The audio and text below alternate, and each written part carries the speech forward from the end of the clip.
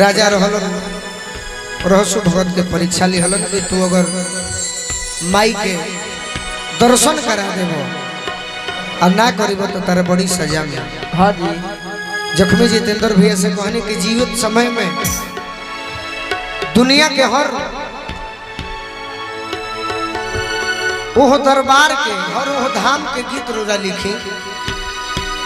जन गोलू राजा के मरला के बाद भी ओह दरबार में कभी ना कभी ये गाना एक बार बाजी। सही बात। हमारा घर के कोनो लोग सुनी हाँ जी। तो ये कभी शर्म से मुड़ी ना झुकाई ना कि जाए तो जाए के चल गई बाकी कुछ अच्छा कह के गई बा। जय हो। जख्मी भैया भी रोई हन यही कहने कि जाए तो हम भाई के संग रहने की जितना दिन रहलक अपन भोजपुरी के मान सम्मान खातिर लड़लक। हाँ जी। श्रोता भगवान खातिर लड़लन कि जौन ही डुइट होता वो हमें भी अपन आनंद लेता। अरविंद भैया लेखा भाई के भैरवी सुना देता, पुरनिया के पूर्वी सुना देता। तेगो थावे वाली माई से हमरे में भक्त कहता कि माई ई छपरा सिवान गोपालगंज ही धरती बा कि हमार घर द्वार चला देता। तो तनी मनी कृपा जी से रहसु भगत को कहलू तनी मनी हमरो को का कहता का कहता साकठवा में पड़ले जाबा आर रहसु भगाता धावलो इलू कि लजिया लजिया राख खाती मातावा धावलो इलू लजिया राख खाती मातावा धावलो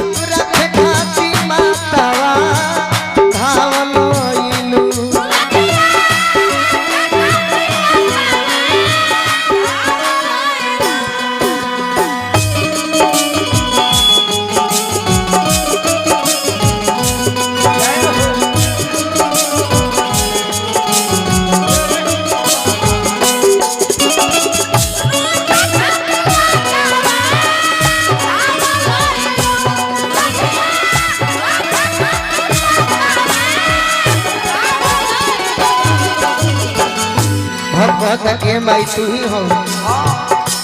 उठल जब सवाल ऐसा था भगती और निष्ठा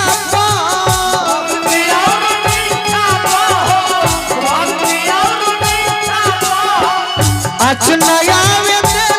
माई बेटा के प्रतिष्ठा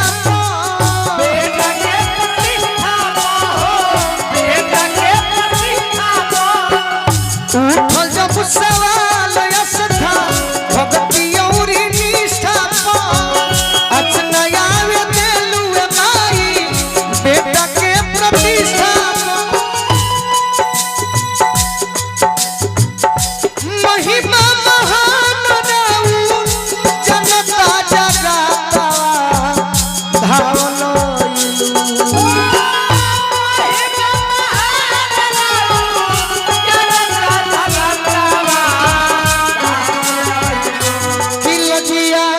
राख खाती मातावा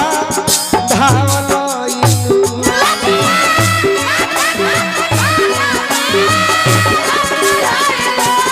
राख खाती मातावा धावलो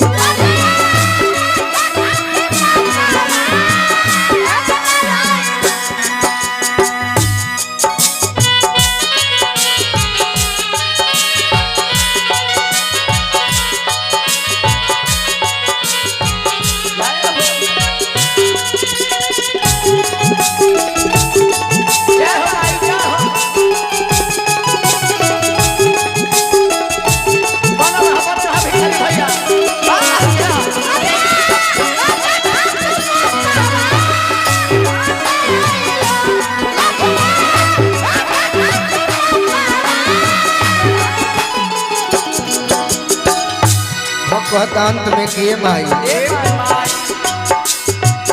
अतन कृपा करी हो रखी हो बोलुओ के पगरी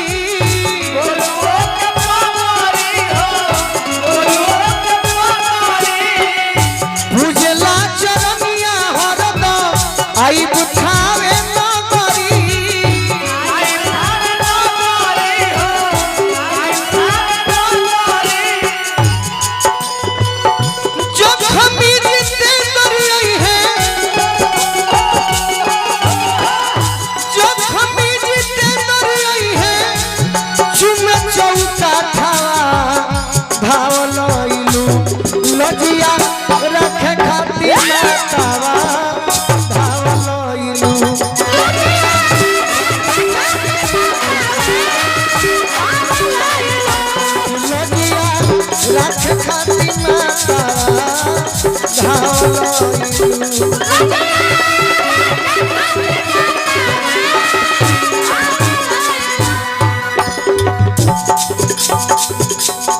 में गौर गीत जोड़ दे तो दूगो हो जाए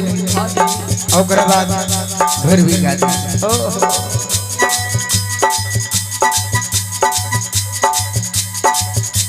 कौन तो कृष्ण भजन हमार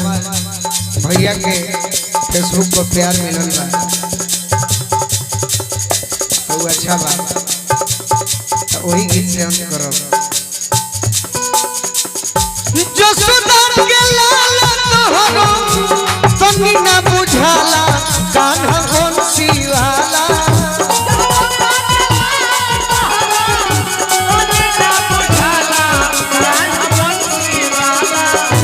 कैसे के हो छोड़ी के गजाला कान्हा बंसी वाला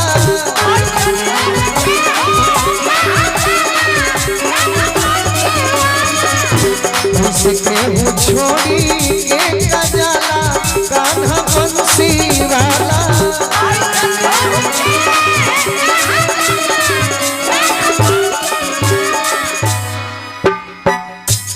असरे में काटत बानी गोलू हो बिना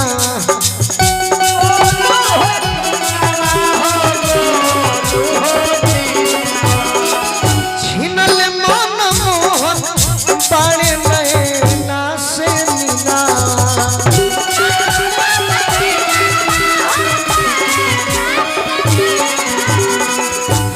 भरल बाड़े पाला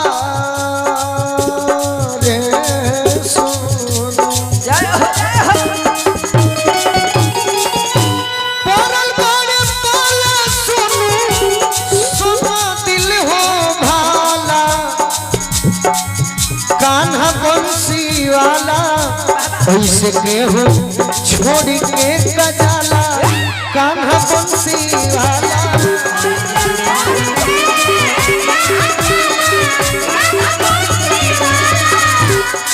आजकल करत करत होई गईले साल हो भइल बा बेहाल तहरा राधा के हाल हो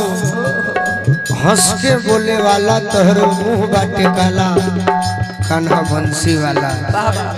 ऐसे केहू छोड़ी के कजाला कान्हा बंसी वाला बाकी राग भैरवी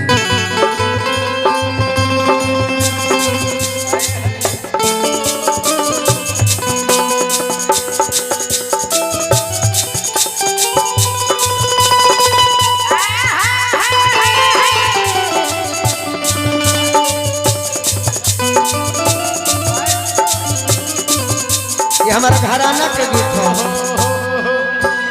बिहाना बिहाना भइले तोता हो सिया राम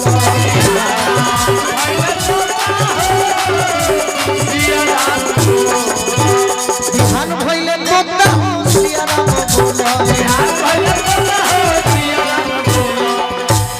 चलो उठ जागो जागो बड़ जेठ के गोड़ लागो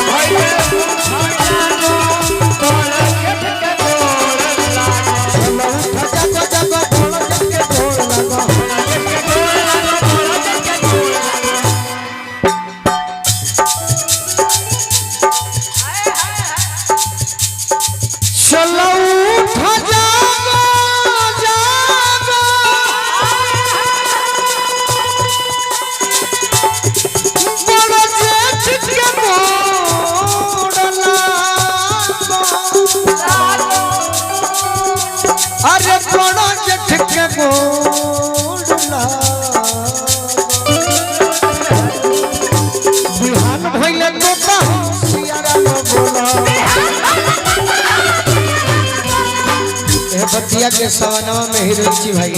हाँ जी जगावे ये जगावे गौरा रानी हो उठी भोले दानी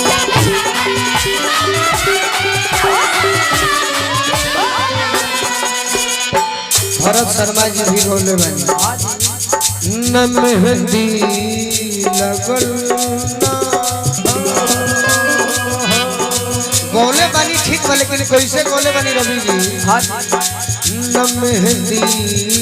लगल ना बाबा बजल सहनाई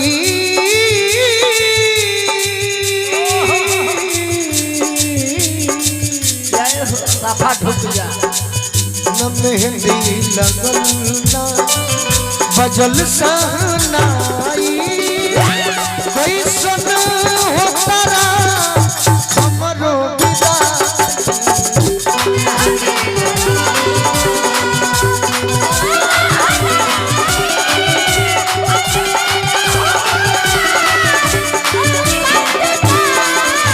हमारे गोलू गोलू भाई भी बोले बा हमारे मित्र हाँ जी एगो बिया ऐसन पगली हो जवन हमरे पमरे वो कहां वाले के ओकर गीत अच्छा बात काहे कोई हाँ जी ये हम ना हम श्रोता कहले जौना मन जौना महमंड में हाँ जी घमंड घुस जाई सही बात जेकरा महमंड में घमंड घुस गई तो कर जिंदगी हो तरी पकलंड हो गई। ऐसे गावे के बाद तो शांति से खूब प्यार से श्रोता के जने बा कि हमार भगवान हवन आज जे कमिटी बोलौले बा वो हमार भगवान हवन आज हमरा भी आशीर्वाद मिलता फिर से हे देवी माई हमारे हो भाई पर आज अच्छा गावता सब भाई पर कृपा करो बिहान भइले तोता हो सिया राम बोलो